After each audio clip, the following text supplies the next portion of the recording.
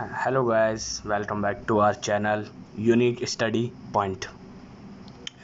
आज की क्लास में हम exercise 8.1 class 10th trigonometry question number 5 करने जा रहे हैं। क्वेश्चन नंबर 5 क्या कहता है हमारा? तो क्वेश्चन नंबर 5 बहुत ही आसान है, ठीक है। तो देख लेते हैं क्या कह रहा है। क्वेश्चन नंबर 5 कह रहा है गिवन है आपको sec theta is equal to 13/12। आपको सेक थीटा गिवन है, आपको कैलकुलेट करना है ऑल अदर ट्रिग्नोमेट्रिक रेशियोज। मैंने आपको इंट्रोडक्शन ट्रिग्नोमेट्रिक की इंट्रोडक्शन वीडियो में बताया था, हमारी टोटल जो ट्रिग्नोमेट्रिक रेशियोज होती हैं, ये जो टोटल ट्रिग्नोमेट्रिक रेशियोज होती हैं वो 6 होती हैं। 6 टोटल ट्रिग्नोमेट्रिक रेशियो होती है, जिसमें से पहले ही हमें एक ट्रिग्नोमेट्रिक रेशियोज की वैल्यू गिवन है। अब बची कितनी? 5। तो हमें 5 ट्रिग्नोमेट्रिक रेशियोज की वैल्यू फाइंड करनी है with the help of given things, जो हमें चीज़ दी हुई है। सेक थीटा दिया हुआ है हमें 13/12। सेक थीटा इज इक्वल में 13/12। सेक थीटा इक्वल होता है हाइपोटेन्यूज अपॉन में बेस के, दैट मीन्स 13 हाइपोटेन्यूज 12 बेस। हमारे पास परपेंडिकुलर नहीं है, स्टिल कैसे हम परपेंडिकुलर फाइंड कर सकते हैं? तो ये तो बहुत पुराना हो गया, पिछली वीडियो में बताई जा रहा हूँ मैं, Pythagoras theorem, by the help of Pythagoras theorem, by using Pythagoras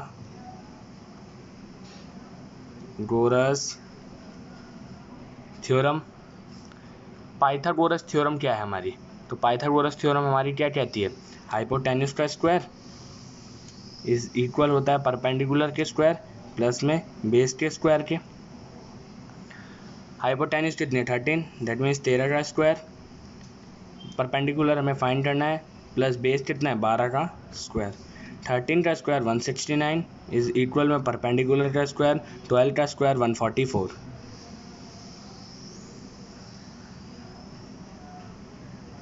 now 169 plus का 44 इधर आके माइनस का 144, दैट इज परपेंडिकुलर का स्क्वायर।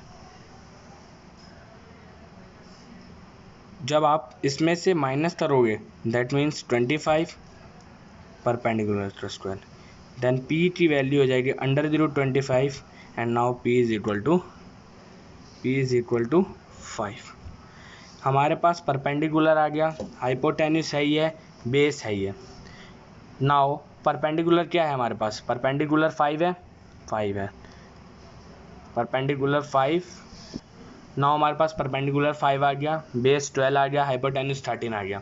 अब हमें निकालना क्या है? सबसे पहली ट्रिग्नोमेट्रिक रेशियो साइन। जैसी साइन थीटा क्या होता है? परपेंडिकुलर बाय में हाइपोटेन्यूज। परपेंडिकुलर कितना है? 5 एंड हाइपोटेन्यूज कितना है? 13। साइन जैसी आ गया कॉसेक आ जाएगा, कॉसेक इसका जस्ट उल्टा होता है। तो जब साइन 5/13 है तो कॉसेक क्या हो जाएगा? 13/5।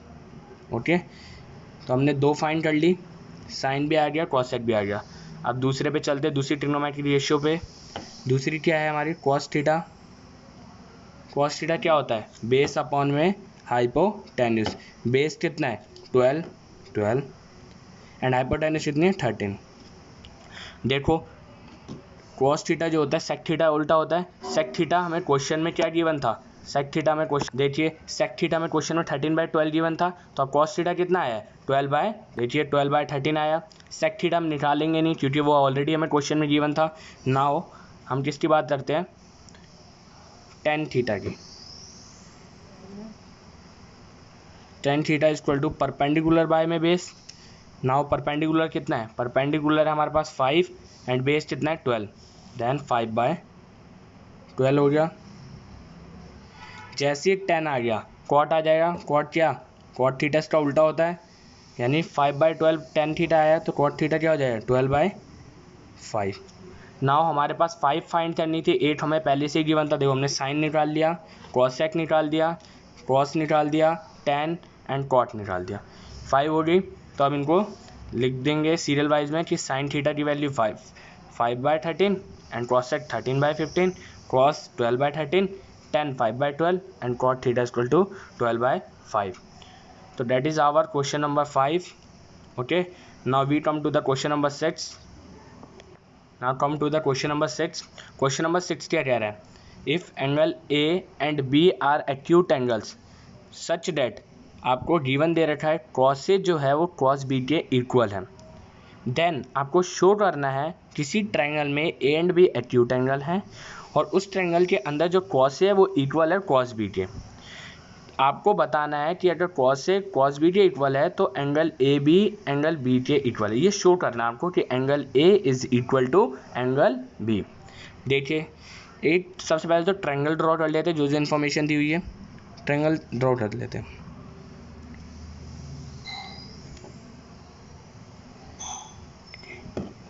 ए बी एंड सी, जब A and B acute angles हैं, यानी एक्यूट एंगल्स का मतलब 0 से बड़ा एंड 90 से छोटा, 0 से बड़ा और 90 से छोटा, दैट इज एक्यूट एंगल।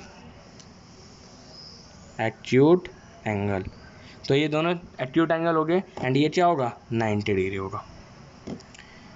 ठीक है, अब नाउ एक्यूट एंगल ये हो गया A and B and C 90 degree हो गया। हमें कॉस ए इज इक्वल है कॉस बी के।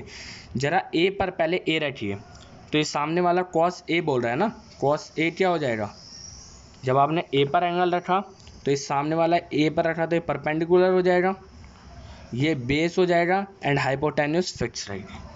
तो कॉस ए क्या हो जाएगा, कॉस ए होता है base by hypotenuse, that means cos A base कितना है, बेस है आपका ए सी एंड हाइपोटेन्यूस कितना आपका ए बी।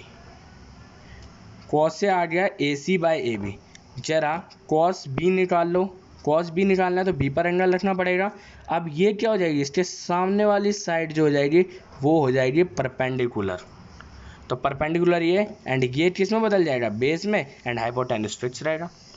फिर कॉस बी यानी बेस अपॉन में हाइपोटेन्यूस होता है कॉस थीटा बी, बेस क्या हो गया अब बी सी एंड हाइपोटेन्यूस तो फिक्स है यानी ए बी, यानी कॉस ए भी निकाल लिया हमने, A C by A B and cos B भी निकाल लिया। हमें क्वेश्चन में गिवन था कि कॉस ए इक्वल है कॉस बी के, तो देखिए कॉस ए इक्वल है कॉस बी के एंड कॉस ए की वैल्यू कितनी आई, A C by A B, A C upon में A B and cos B की वैल्यू कितनी आई, बी सी अपॉन में ए बी। नाउ ये जो बी ए बी डिवाइड क्या होता है जाके मल्टीप्लाई में, यानी A C is equal to B C by में ए बी, ये मल्टीप्लाई में हो जाए डिवाइड के तरह के, यानी ए बी से ए बी कैंसिल आउट हो गया। अब हमें क्या मिला, दैट मीन्स हमारे पास क्या आया, सिर्फ ए सी इक्वल है बी सी के। जब आपकी ए सी और बी सी इक्वल हो गए तो आपका एंगल ए और एंगल बी भी इक्वल हो जाएंगे। कैसे हो जाएंगे, तो आपने 9th क्लास में थ्योरम पढ़ी थी, angle opposite to equal sides are always equal. ठीक है, always sides are always equal, ये हमने पढ़ा था। Angle opposite to equal sides are always equal, ये 7.2 थ्योरम थी, चैप्टर नंबर 7, आपने 9th क्लास में ट्रायंगल में पढ़ी हुई थी। देखिए ए सी और बी सी इक्वल थे, यानी ये दोनों साइड इक्वल थी, तो इनके ये एंगल ए और बी आपस में इक्वल हो जाते हैं। जब दो साइड आपस में इक्वल तो उनके दोनों एंगल भी इक्वल हो जाएंगे। और किस थ्योरम से, तो 9th क्लास में हमने थ्योरम पढ़ी थी, angle opposite to equal sides are always equal. Now हमने क्वेश्चन नंबर 6 भी कर दिया, angle A equal to angle B. Thanks for watching this video, अच्छे से पढ़िए, इंपॉर्टेंट क्वेश्चन नंबर 6।